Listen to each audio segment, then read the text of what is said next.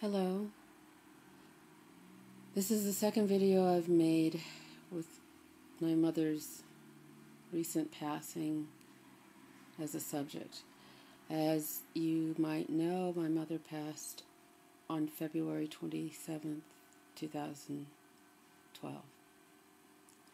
Not quite 3 weeks ago. The night it happened, I made a video because I couldn't figure out how to tell the same story 100 times and not lose my mind. This video is about what has happened since. First of all, perhaps most importantly, I will be coming back to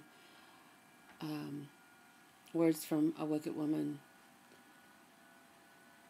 sometime next week, probably around Thursday. I guess it's this week now since it's after midnight. But I really wanted to tell you about the memorial service. It was beautiful.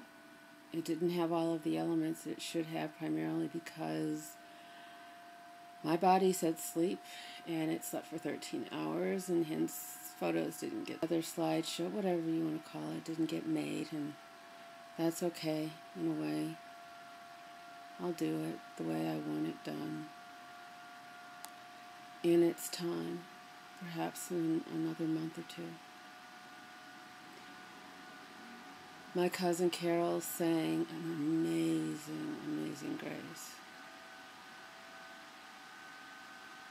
Each verse was in a different key, a higher key.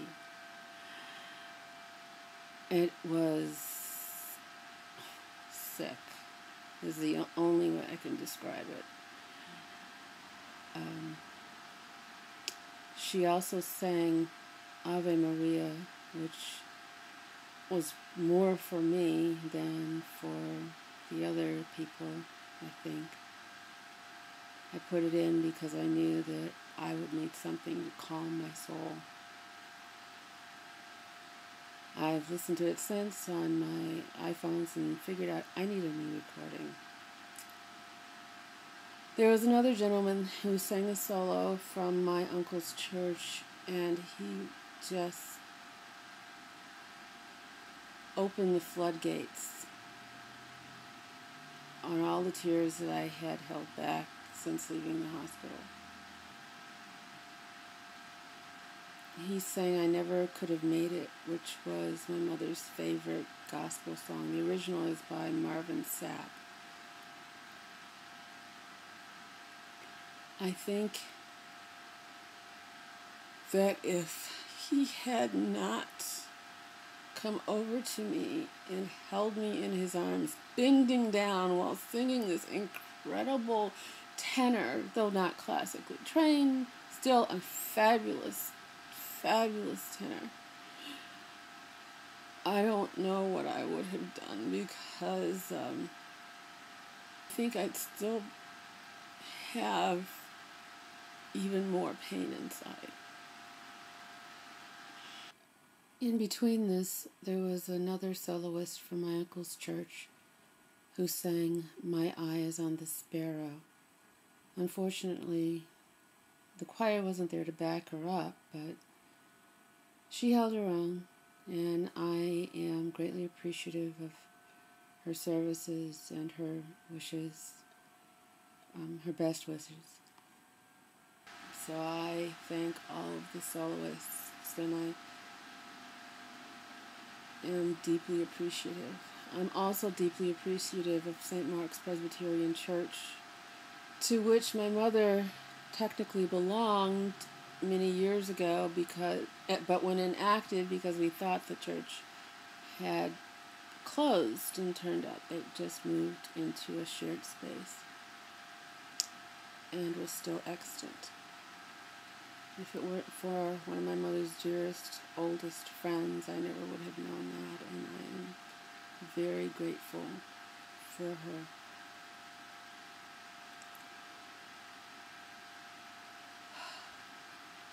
The sermon preached by Reverend Carmen Cox Harwell of St. Mark's Presbyterian Church was far better than I ever expected. She didn't know my mother. In fact, she'd only been pastor at that church for a little over a week when she'd agreed to do the service. She could have theoretically said no, but she has a big heart, and I am very glad of that. I don't agree with her theology. It's far more fundamentalist than my Episcopal Monday night. The grief just sort of took me over. And I've been trying to deal with it ever since. It didn't help that Friday was my birthday. A milestone birthday. And Mom didn't live to see it. If she regretted anything, it was that. I called one of my, in fact, my only existing great aunt, who lost her husband nearly 4 years ago on April 3rd. And we talked about how close he and Mom were because there was only 10 years separating them. And she gave me some encouragement. And she's always been sort of like a second mom to me anyway.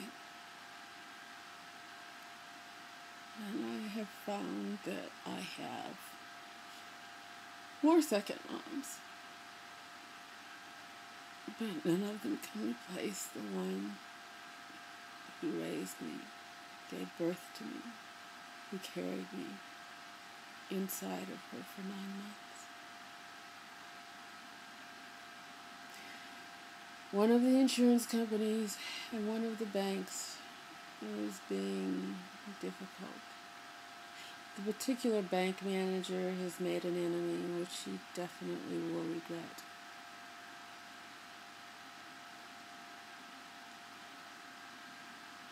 I filed a complaint against him, which he should find out about on Monday, and I will continue to do so until he does what the law says he must.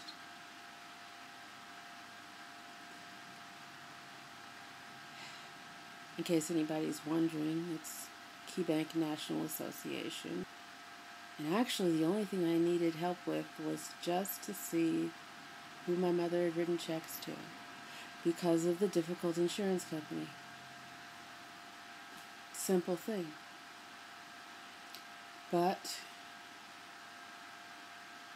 because I did exactly as I was told, brought the appropriate paperwork, he still wasn't satisfied and took great pleasure in telling me that I could not access her accounts.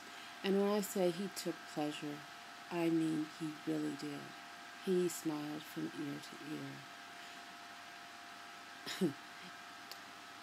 His name, unfortunately, is one I cannot quite pronounce without looking at it, but no matter, I spelled it, and it was spelled properly in my complaint. To him, it didn't matter that a woman had died.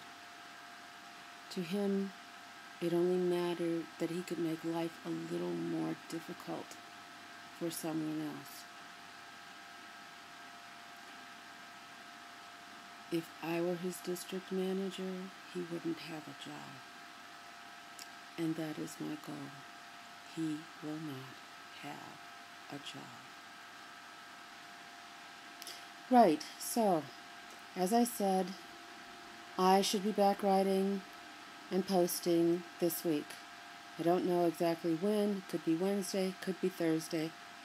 And I doubt that I'm going to write anything that's very heavy for a while, because I've got so many things going on in my life right now that I can't count them all. I still have to go through my mother's financials. And I have to get her will into probate ASAP. Plus I have 3 fur babies I've got to care for. They're very anxious because they have seen one person leave and not come back. And when I have to put my mother's cat down, which actually should have been today, they and I will have experienced yet another loss that right now is almost too much to bear. Not sure if I mentioned it because I haven't gone through the whole tape. However, I wanted to thank one particular group of my family that I normally don't have much contact with, and that is the family of Ethel Stratford Adrine. The one daughter, the oldest daughter, Gail, came to the memorial service representing her sister who lives in Maryland, and her brother who lives here but with my blessing went to a conference in Atlanta. Lynn, the sister who lives in Maryland, sent the most incredibly insightful note. In fact, I almost dropped to my knees because it was such... I know what you mean, Lynn. I know exactly what you mean. So, I thank you, all 3 of you. I know you just lost your mother, and losing my mother, which is your cousin, so close, was just really, really hard on everybody. So and the flower arrangement you sent was gorgeous, and I'm trying to keep it watered and alive. So thank you. And with that, I will say a final farewell until you see my handiwork on Words from a Wicked Woman. Thank you. Goodbye.